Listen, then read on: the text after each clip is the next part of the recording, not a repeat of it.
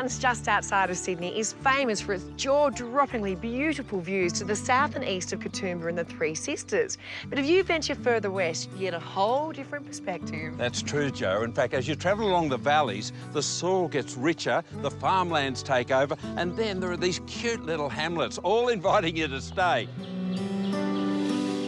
Now, we're on Mount York. Right below, in fact, is an amazing property filled with imagination and inspiration. I just can't wait to take you there. Yeah, a home and a garden inspired by these spectacular views.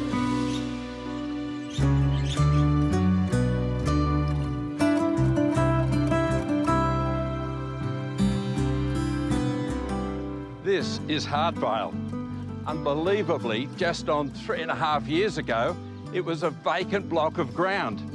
Now look at it. It's an absolute little piece of paradise, created by Jennifer Edwards and Peter Kube.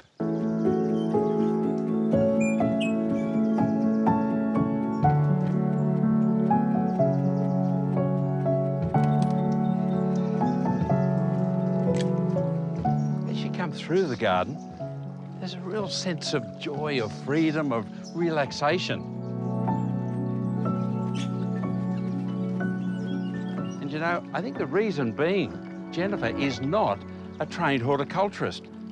She's actually an acclaimed artist, so she's looking at everything as maybe a canvas. And she's not afraid to use really strong colours.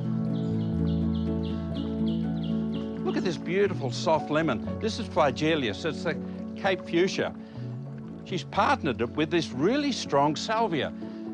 In fact, the little sepals are almost black and the rich purple, and then the soft cream of the sambucus, which is the elderberry at the back. Notice the heights are all sort of working as well. She's loving the beautiful salvias right across here. She's got them everywhere. And look at the posts. Now, husband Peter's very likely been out in a paddock, picked these up, put them in the ground, connected a bit of wire, and they've espaliered some apples. You see, there are no rules. That's why I love it.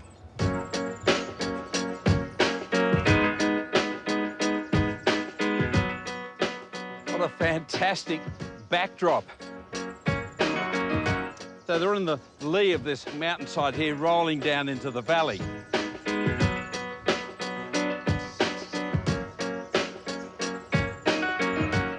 When you've got a change of levels in a garden, a lot of people put in steps, but here they've created this beautiful sweeping lawn, which just gently takes you down. You don't even realise that you've actually dropped a metre or two. We've got catmint, salvia, and the Shasta daisy just on the edge of their display. There are a lot of new varieties of Shasta, by the way, doubles and triples. Some of them, there's no stamen in the centre, it's just a mass of petals. But I love the old ones, just simple, easy. But Japanese maples, look at these, you know. I noticed there are quite a few dotted around the garden, out in full sun, as long as you keep the roots nice and cool, which they've done with lots and lots of mulch. And then you've got Gowra. It's a wonderful old thing. You've got to watch out. It can spread a little bit and become a bit weedy, but it just, look at the way it picks up the breeze. With the salvias at the back and the Gowra at the front, it's just a joy.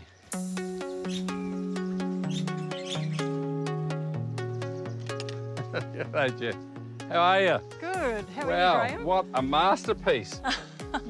Now, I heard a bit of a rumour that all of this started with the purchase of a fridge. Yes. How did that come about?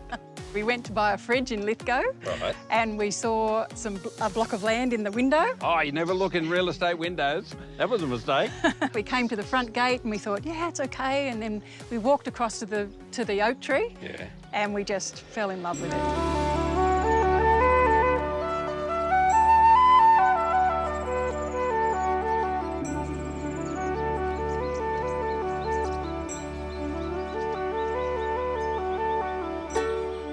Three and a half years? I can't believe it. Well, this part's actually only 4 months old. Good gracious. These have got to be the tallest cosmos I've ever seen in my life. They're huge. I do like a profusion of colour. Yeah. Things coming up. I wanted the cosmos coming up amongst the tomatoes and the corn. And the corn? Did you get a good crop of sweet corn? We did, but I think I left it too late. Cindy the cow got most of it.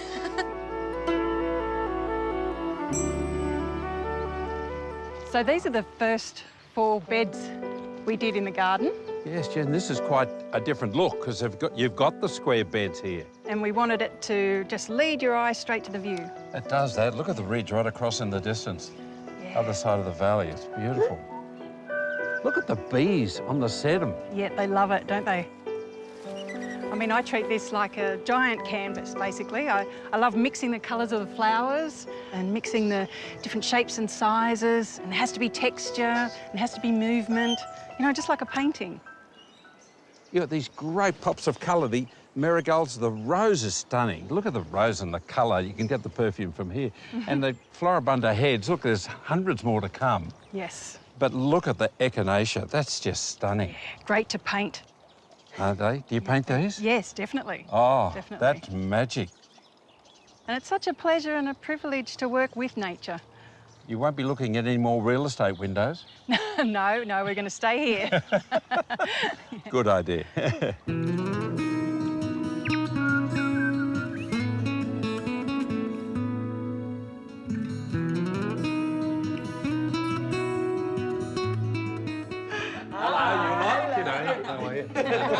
Fancy meeting you here. Well, you only just read him. Jen, I can see why you are never lacking for inspiration. Even this studio, everywhere you look is just beautiful. Oh, thank you. I actually think it's the best spot in the whole place. It's just such a calming space. Yeah. The birds, the paintings, the scenery.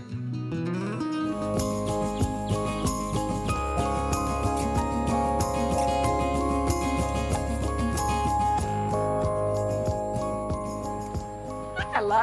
G'day, Joe. How are you? This is gorgeous. Oh, thank you. It is actually an industrial shed, but we've kind of created it into a house. You might notice there's a shed from the back there, but you don't the second that you walk under this incredible awning. I mean, you've done a lot to it. Well, I've tried to have elements that kind of soften the shed. The timber architraves. Yeah. All recycled timbers, I see. That's right. The green wall, you know, nice light fittings, things like that. Well, these were a great find, actually, because they were they were extra high. Yeah. And it gives us more light from inside the kitchen. Instead of 4 doors there, I've created some windows. Oh, so they were 4 doors originally? They were 4 doors originally, yeah. Oh, wow, that's very clever. Yeah. Everywhere I look, I see your handiwork. I mean, tell me about these behind us. Well, these are wood boxes, but they're actually portable wood boxes, so you can take these blocks out and it sits down on some wheels. I take the skirting off and then you can move it back without unloading all the timber. That is genius. Yeah. I can't wait to see what else you've done inside. OK, come and have a look. Thank you. Oh, wow. God, this is amazing.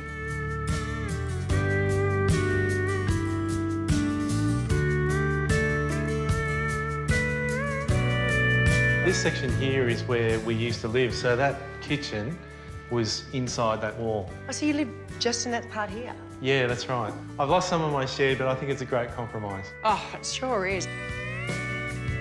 I mean, that's a gorgeous looking kitchen, but that actually looks like a pretty basic design to start off with. It is. It's just, it's basically a Bunnings flat pack. Yeah. It's actually quite a budget kitchen. Yeah. But with some styling, it comes up pretty well. Yeah. And the kickboard, I've just noticed. Yeah, again, that was Jen's insistence. I was going to just do a black board, but Jen said, let's keep the theme going. I think it's the sense of space that's so impressive, and the fact that your eyes are drawn upwards, and you've made a feature of the ceiling. You don't see that too often. Yeah, that's right. Well, with the ceiling, what we've done is kind of create a cutaway, which might look like the old shed. So I've used the recycled iron. It's hard to recreate that, so you've just got to find the old stuff. Is that Rio as your balustrade? It is, yeah. So Speaking again, of industrial, like... Yeah, again, you know, we're trying to break the rules here, I suppose. Yeah. Again, I'm looking up. That's amazing. Yeah, they were a great find. We've actually got 2 of those, one here and then one in the spare bedroom. Right. They go into the shed and you get ambient light coming through those windows. And we got them for $100 each, actually. They were a steal. Wow. So did you have to do much to them? Yeah, we did. We most probably spent about 2 or 3 days just chipping the old putty, which had gone off quite hard. And then we've reglazed them with a glass that we call granny glass.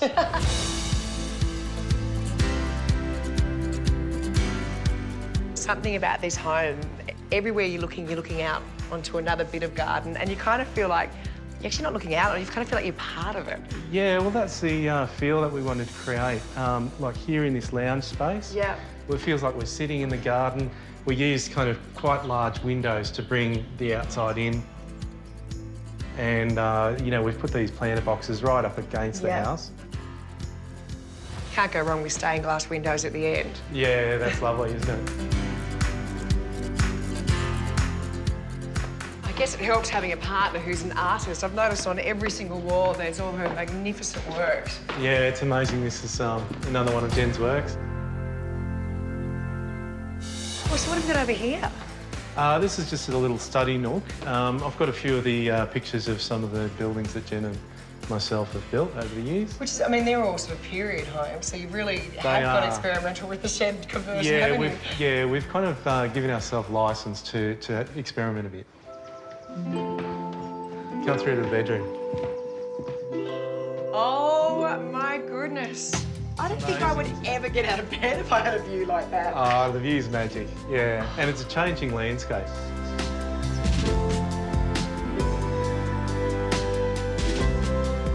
Gosh, it must be great to watch some storms coming in, does it? It can get quite cold here. Yeah. Sometimes we get a bit of frost. Okay. We've got the fire downstairs, but we've also got like the flue coming up through here, which kind of gives us Ambient heat ambient the whole time. heat here, which is good. And I see you've got another little project on the go down here, Pete. Yeah, that's on the periphery of our view. Well, you can't actually see it from your bed, but we've named the cottage Wren's Nest. Oh, it's absolutely perfect. Hopefully, we're going to be using it for a holiday let or family and friends to come and stay. So other people can actually come here and enjoy this view as well. Yeah, that's right. Half their luck. I've got to say, what you and Jen have achieved here is really remarkable. Thank you so much for sharing it with us. That's no worries. Tell you what, you live in one beautiful part of the world, don't you? Oh, we love it.